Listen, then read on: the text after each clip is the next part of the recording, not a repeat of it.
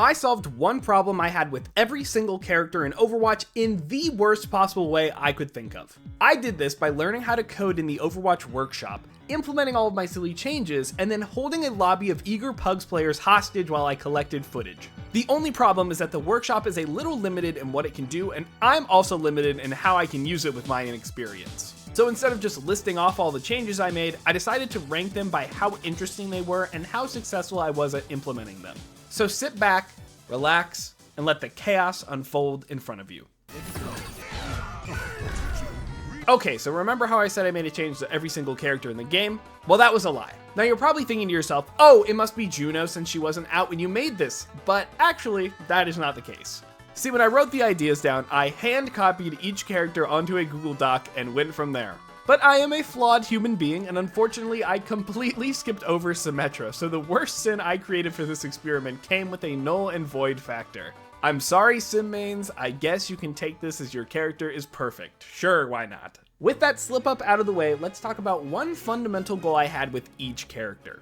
I wanted all the changes to make every character a worse version of themselves, so the solutions only resulted in many more problems. Now, Overwatch's workshop is not exactly intuitive, even for someone with a computer science background like myself, so I definitely took the path of least resistance a lot when creating this patch. That meant that some characters only received changes inside the menus of the lobby rather than within workshop script, since they were simple enough to do there.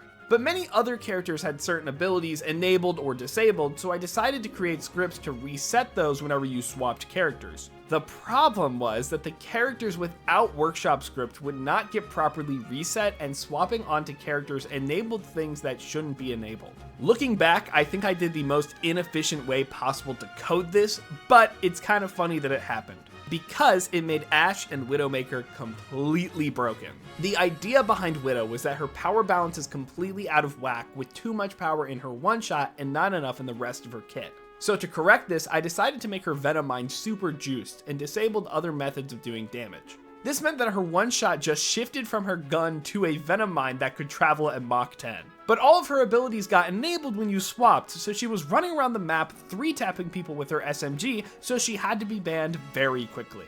Ashe is a very similar story, trying to put more power into her coach gun but making that the only thing that she's allowed to fire, effectively making her a shotgun character. She unfortunately could just run around one-tapping people as well, and had to be banned. Another character who ended up being extremely broken was Moira, but for a different reason.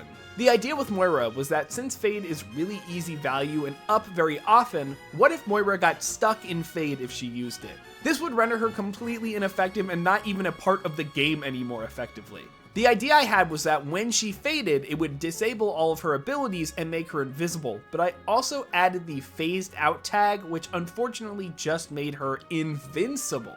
So Moira could sit on point and literally could not be contested at all, so she also had to be banned instantly. Also, I completely missed quick melee, so she was like a little invisible mosquito on the point. Moving up one tier, Tracer is a character who I determined to be too fun as her problem, so I disabled all her blinks. This wasn't through the workshop, so she had the same problem as Widow and Ashe, but since nothing else really changed, she just ended up being regular Tracer. Sojourn actually had a real change that I really liked, but for whatever reason, it just didn't work even though I tested it. Soj builds rail way too easily against tanks in my eyes, so I made it so that her gun jammed for a couple of seconds when she shot a tank. I actually have no idea why this one didn't work, but she has to go all the way down here because of it. Again, she's just regular Sojourn. The next category is reserved for characters that I couldn't make the original idea for, either because it was not possible in the workshop or it was just too much, and I had to improvise, and it didn't really go as planned.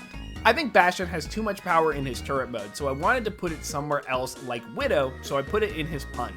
But I messed up a lot of the number changes during and after the punch, so it was kind of 50-50 if Bastion's punch was actually powerful or not, and it's just not what I had in mind. Originally for Pharah, I wanted her to take damage if she wasn't near an enemy to discourage her from spamming from far away. Trying to track the people around your character is a harder task than it appears, and while I figured it out for another character we'll talk about later, I had already made Pharah's new one, so I just rolled with it. This one was just that Pharah took damage whenever she fired, which is just super boring and way less funny than the original idea, so she's gonna go all the way down here. For Sombra, I'm going to start by complaining about the workshop. There is a condition in the workshop called is in alternate mode, which tracks if your character is in a different state than normal, like Demech Diva or Bastion in turret mode. Since these are character by character additions and the workshop doesn't get updated very often, many things that should count as alternate modes just don't. So Sombra during Invis, which is now her passive, does not count. I wanted it to be that if Sombra ever made it to invisibility mode, she could never get out of it, but I could not do that, so I just had to disable the abilities that would take her out of Invis. Not funny at all, and just really boring for the Sombra player. For the next section, let's go over characters that were implemented properly, but were just a little too uninspired overall and ended up being very lame. I always hated how Genji's ult had to be bad because comboing it with other ults made it too good. In order to nerf Dragon Blade, I disabled primary fire so it was no longer good with nano or any combinations of abilities and just sucked to use.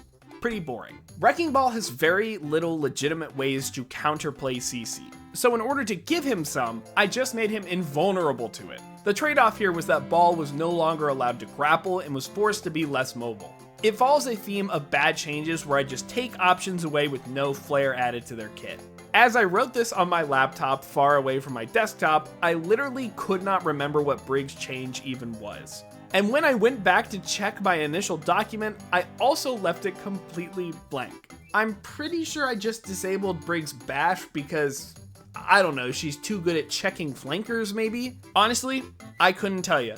Definition of uninspiring. Ana can have high survivability in certain comps with self-bionade, so I just disabled self-healing for it. Ana was still very much herself, and this one didn't do too much since the most effective use of Bionade is to chuck it at the enemy anyways. For Sigma, I always felt like the tank passes were completely unnecessary for him and smooth out the little weaknesses he has to make him more frustrating to fight. So I decided to make it so that Sigma took more knockback and more headshot damage. For that last one though, I didn't know how to distinguish headshots and regular shots, so Sig just took more damage overall. It just wasn't very funny. For Junker Queen, one of the beta changes was to reduce how much shout value she gave allies, so at one point, shout overhealth was a problem. So to nerf it further, Queen burns herself and her allies when she shouts. Well, turns out it only burned Queen because I programmed it wrong, so it just made shout weaker for Queen herself, and that's just not very funny. Technically, it wasn't what I was going for and didn't work, but it's still something and somewhat in the ballpark, so whatever. Okay,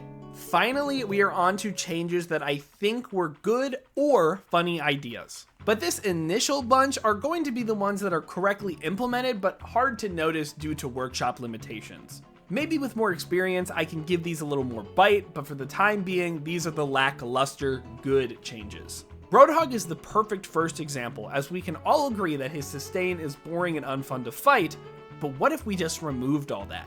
So when Hog is taking a breather, he cannot be healed, which counts towards his self-heal. The reason this is hard to notice is that I couldn't get the anti-effect on his health bar, so you might just assume you were taking a lot of damage during the duration. Soldier 76 has a problem with healing station being pretty worthless and doesn't work with his hyper-mobile playstyle very well. So to encourage him to be able to heal with the station, you now place heal station on enemies. After a couple seconds, it will heal Soldier in an area around the person that you placed it on. It puts a visual indicator on them, but it was pretty finicky placing it down, and I don't think anyone really noticed it in our test. Doomfist has a lot of constant mobility that can be frustrating to fight into. So to nerf some of this, if you attempt to do a punch cancel, Doom will get knocked down on his ass. It kind of works, but it would also activate even during the windup of the punch. I think if I put in another condition where it wouldn't activate if they were holding secondary fire, it would have worked better, but for the time being, this was okay.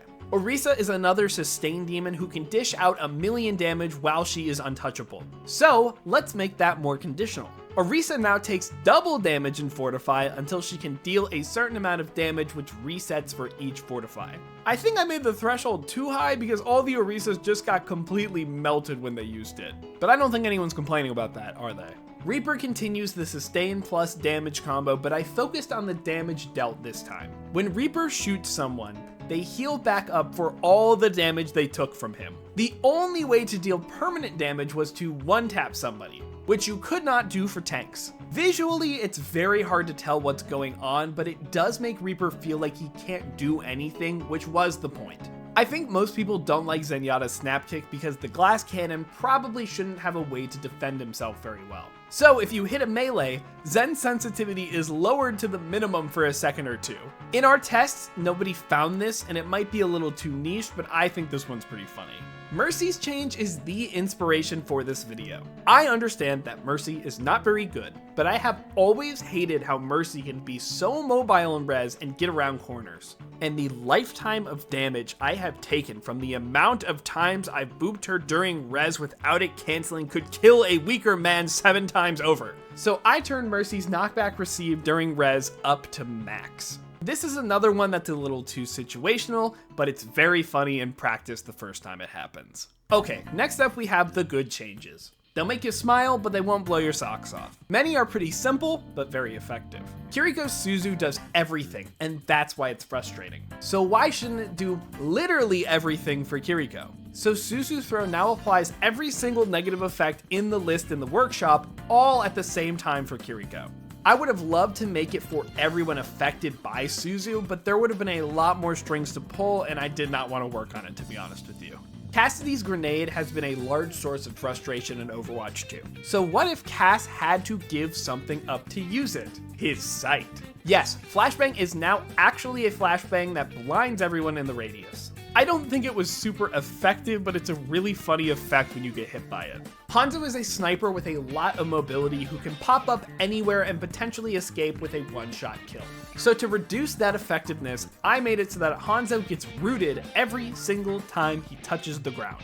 This counts for after wall climb, lunge, or just a normal jump. The best part is watching people jump out of spawn, immediately realize what this character is about, and run right back. Is there really anything wrong with Winston? I don't think so.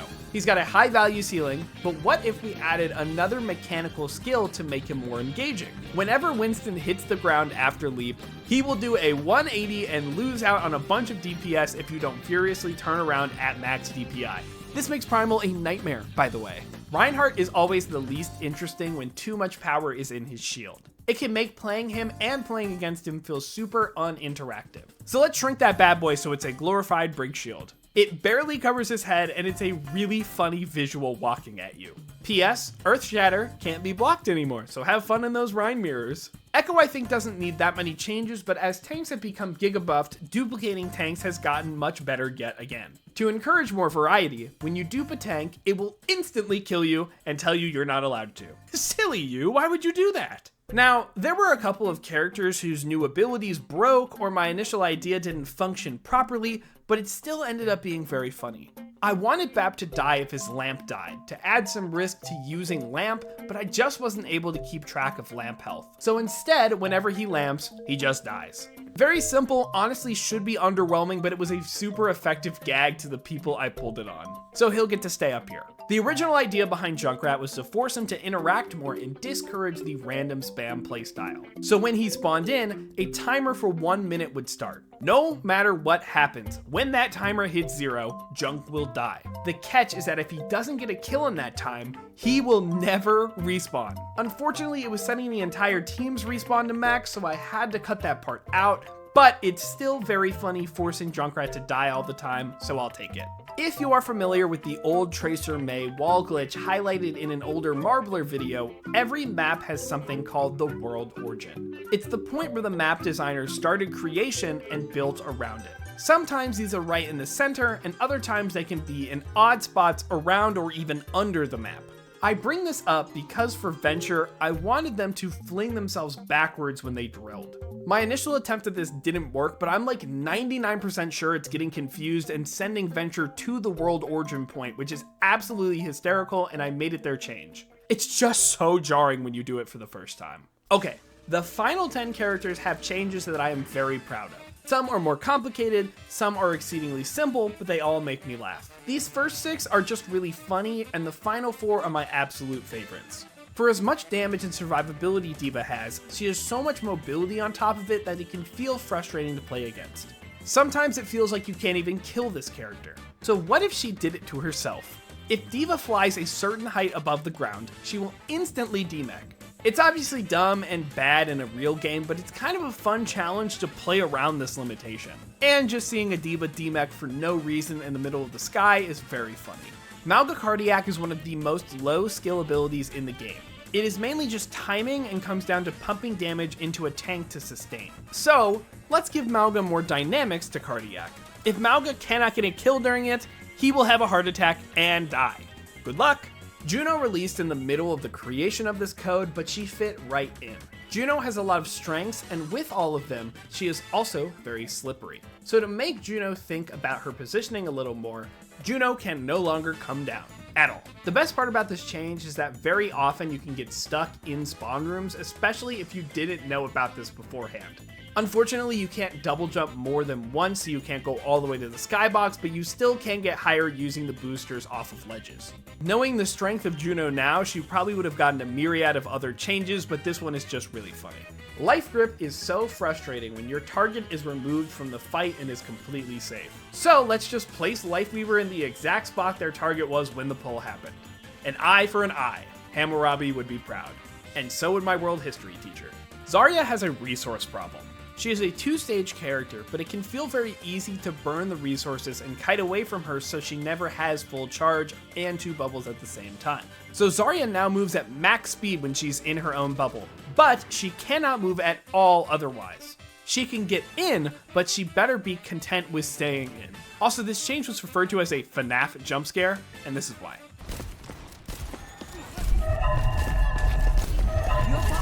Hello? Priceless. Lucio is perfect, so I made his change a secret. It was found during the very first round. Whenever Lucio does an emote, he just straight up wins the game for his team right then and there. He was banned for the rest of the pugs, but it was a very good laugh. Finally, these 4 displayed my favorite workshop techniques in very interesting ways, and I couldn't be happier with how they turned out. Torbjorn is boring. I had so many ideas relating to his turret, but the workshop has some problems tracking his entities, so I wanted to make playing him more engaging. I couldn't do it, the character sucks. So instead I put a distraction on the screen that you can be engaged with again while the character plays himself. I actually had to create a faux timer effect to make this bar constantly loop, and I'm a little proud of that. This is a silly one, so it can't be at the tippity top, but it's one of my favorites.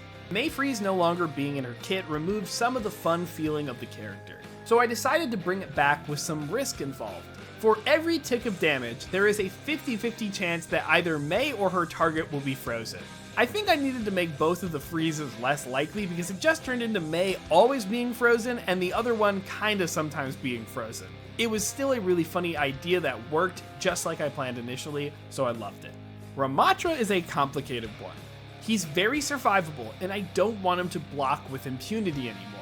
So I gave the idea of giving Ram a block meter resource to the next level. Ramatra now has a finite amount of time he can block over the entire game. But the real kicker is that it isn't exclusive to him. All Ramatras in the lobby share a finite pool of block resource, so one Ram can drain the meter for the other ones and eventually none of them can block. I think the resource meter was a little too high, so it didn't actually happen in our testing, but this is still one of the most proud changes I have. The final character is one that is not only the funniest one, but also the one where I solved a fairly difficult puzzle trying to implement it. Ilyari is very survivable and hard to interact with, and since I couldn't exactly change her pylon, her other survivability option will do. So now, using her burst around your allies will instantly kill them.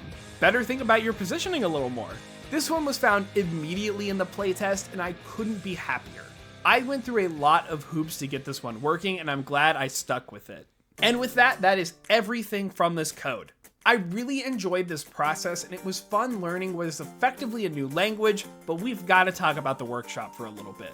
I by no means have the most in-depth view of the workshop, but it was very apparent to me that this thing has been abandoned.